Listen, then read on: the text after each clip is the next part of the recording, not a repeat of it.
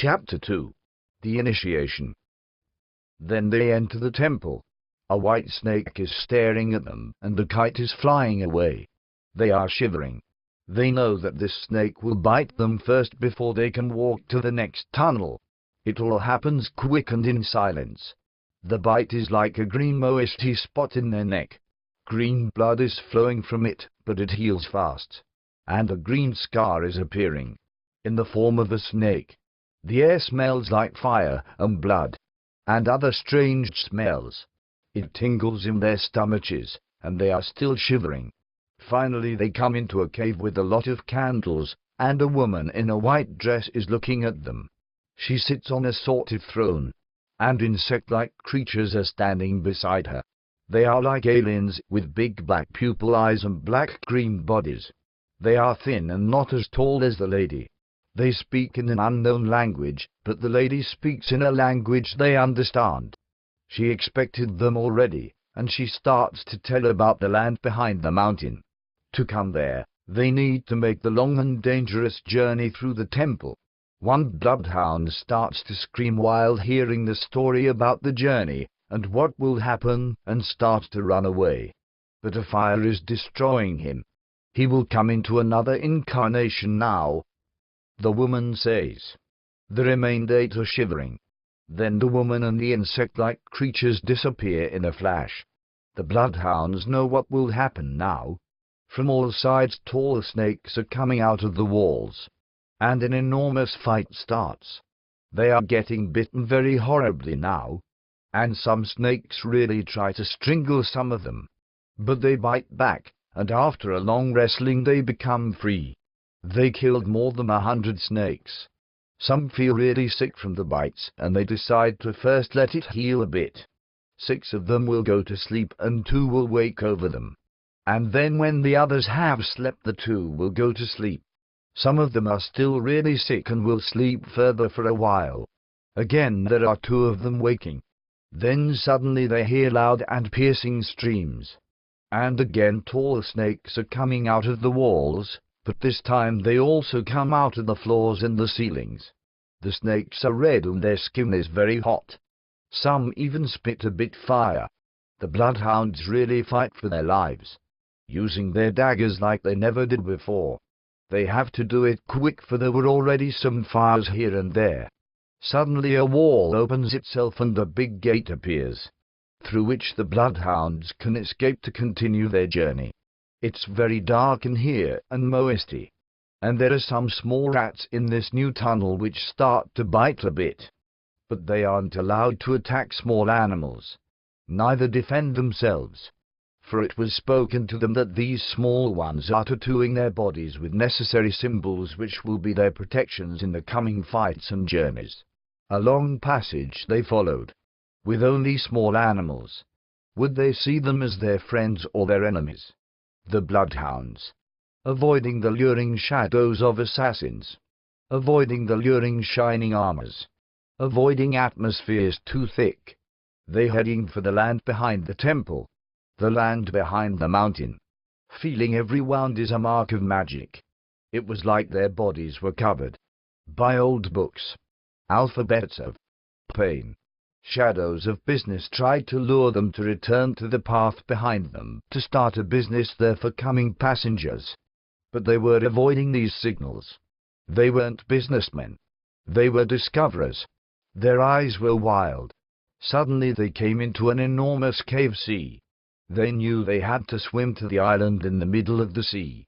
There some important initiations would take place, so that they could continue the journey. They had to stay there on the island for about 10 days. They had to swim for hours, and they knew there were dangerous animals in this sea. Suddenly a spirit called Columbus appeared, glittering in the sea. He was only staring at them for a while, and then he disappeared. They began to swim, and in the distance they saw a group of wild sharks. They were jumping like hell, and the bloodhounds started to shiver in terrible fear. The sharks began to come closer, and they knew they could never pass them by like this. Suddenly Columbus came back and destroyed the sharks by his lights and magical powers. He said, I will take the sharks. You will take the others. And then he disappeared. What would he mean by the others? They asked themselves. They started to swim further, with a little light of hope inside. They felt little flames spreading through their bodies, giving them new strength. Suddenly they were surrounded by crocodiles. A wrestling started. Columbus had drawn a circle of light and flames around this fight, and destroyed every shark who wanted to enter this circle. This circle would protect the bloodhounds against the sharks during this water passage. It seemed the sea wasn't as big as they thought. It looked more like a cave river now, and they began to feel a certain peace and rest inside. The crocodiles were very simple to defeat, for these animals were already very weak. They wondered what the cause of this was. Maybe by sharks, or other predators. But as closer they came to the island, the crocodiles they met were stronger, and horrible fights started to happen. And the bloodhounds started to become really tired. One of them was almost drowning, so 2 of them took him on their back, while the other 5 were swimming around them protecting them. They had defeated the crocodiles, and they hoped they wouldn't meet another group. Suddenly they heard a voice saying, "Eat the meat." They started to eat the defeated crocodiles, and they realized that their strength came back like never before. Even their tiredness disappeared. Then the voice spoke again saying, "You are only allowed to eat the meat of attackers." The crocodile meat was very sour and let their blood turn green, very hot green. Their skins were almost burning. Then the voice said, "Now take as much meat on your back as you can and swim to the island." Finally they reached the island. There were no enemies in their near surroundings. It was very peaceful. Now they would stay 10 days on this island. The voice spoke, "Now gather the meat and eat it when you need it." Suddenly the white rabbit was standing before them, smiling, and then he disappeared. They knew they were on the true path. While they went deeper into the forest of the island, they had to fight against monkeys and panthers. The meat they brought to the place where they gathered all meat, near the sea in a small cave. The panther meat gave them black blood and red eyes, a very hot breath, like they were on the edge of spitting fire. They loved this food. While they went deeper, they felt deep feelings of suspense, like the atmosphere was getting charged with terror. Strange threatening smells of blood and meat. But they knew they had to go through this. Suddenly an enormous lion was standing before them, roaring and attacking. It was a horrible fight. The lion was very strong, and the bloodhounds started to run away, while one bloodhound was in the mouth of the lion. They realized that one of them was still with the lion when they were outside the forest again. But the voice spoke, "You first have to eat more meat. You cannot return to the lion now." The lion was roaring and had one bloodhound in his mouth. He took him away to his den, at the other side of the forest. The bloodhound was bleeding horribly. He was in a shock. When he came to consciousness, the lion was sleeping, and he wondered why he was still alive. He took his dagger to kill the lion, but a voice spoke. "Don't do it." He asked, "Why not?" The voice didn't answer, but the bloodhound listened to the command and went out of the den, back to the other bloodhounds. They were sleeping, and he started to eat the meat. He was still bleeding heavily. When he took the monkey meat, he realized the bleeding stopped, and his wounds started to heal very quickly. He felt his skin was becoming very tough and flexible. He took his knife to test his skin, but no wound appeared. A voice spoke, "From now on, only the sharpest teeth can cut you." When the other bloodhounds woke up, he started to tell about what happened and what the voice spoke to him. They weren't allowed to kill the lion again. They went to the forest. Everything was so quiet and peaceful. When they reached the other side of the forest, they saw the lion again. He walked towards the bloodhounds and began to speak in an unknown language.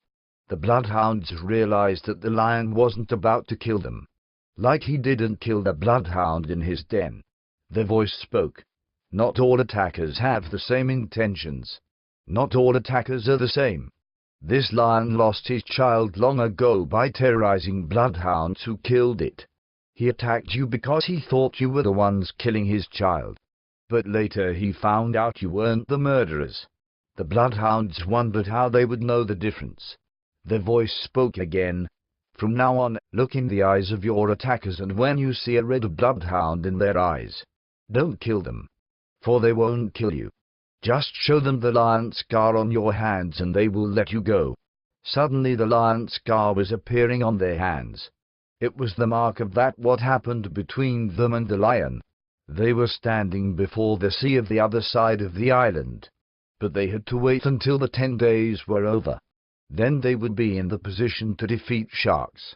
Finally, when they wake up on a morning, they are prepared to cross the sea. They don't feel any fear towards the sharks anymore. The battle starts. They are good wrestlers, these bloodhounds. Also in sea.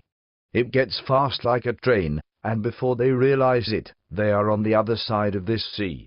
The shore's full of shark meat. They can't wait to eat it, wondering what will happen inside. It's like golden threads and webs growing inside. It's like a feast. Like they are coming in touch with their pride again. Deep inside, they feel fluids entering their bones, strengthening and straightening them again. Deeper, they feel themselves like kings of the sharks now. And they eat fast and deep. It's like golden meat. And it's like new dishes are struck in their heads. They decide to continue their journey, carrying as much of this shark meat as they can on their backs. Shadows of feasts, arts and circuses lure them to stay where they are, to build a big party, and to do the jester's business, to rule over this past area. But they are avoiding it and pass on. On this new land they have to fight new dangers. They need to pass on. They feel a deeper hunger inside, something they can't describe. There are insects of enthusiasm here, wanting them to stay and look back, building parties on this new land. But they know they need to pass on. Some insects start to attack when they won't listen to their speeches and ideas. But they feel like they are immune, and pass on, without using their daggers. These insects are tall, and some are very big. But the bloodhounds don't use their daggers and shields. They feel tired and indifferent, only caring about that strange hunger deep inside, which makes them so immune. Their voices of enthusiasm start to slide away, to make place for a new passion they didn't know before. It makes their hearts like drunk. They start to discover a world of energies inside their hearts which projects itself on the path they have to go. They feel they are getting more and more too tired to stand on their feet, like they are stung by a fly from a strange land. And it's like they are sinking into the ground, to a new way of sensory information. They are now guided and protected by deeper passions and hungers. They don't respond to the mockers of this new sleep anymore. Their reflexes are broken off. The fly made them immune. Yes, they are rooted in water, tighter than ground. They are rooted in a new sensory experience which speaks to their mind. It's like a new drug, a new medicine. They are so drunk, these bloodhounds. Although they don't know where they are anymore, they sink deeper and deeper, to the land behind the curtain, where another dream will start. It's like they don't fight for it anymore. They just float towards this magnet.